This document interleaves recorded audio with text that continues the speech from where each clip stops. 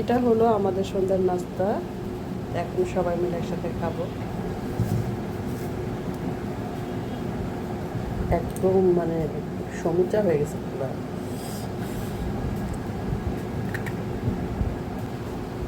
Crispy crispy crispy. Crispy.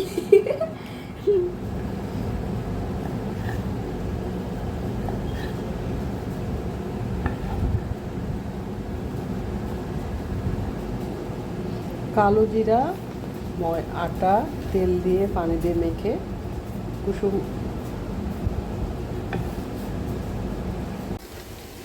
কি রান্না করছি দেখো, এটা কোনো তরকারি না বা কোনো কিছু না, এটা হলো নাস্তা। কালো জিরা, তেল, লবণ দিয়ে রুটির ডো করে রুটির মতো বেলে আলু ভর্তা করেছি। আলু ভর্তাগুলোর মধ্যে একটু মশলা টশলা দিয়ে মেখে তারপরে রোল করে কেটে নিয়েছি। দেখো, আলু দিয়ে আটা দিয়ে সুন্দর নাস্তা হবে। তো বেশি করে তেল দিয়ে এটা ভেজে নিচ্ছে, একবারে হয়ে যাবে। এদিকে দেখো আমার মেয়ে করছে নিজে নিজে আবার সে।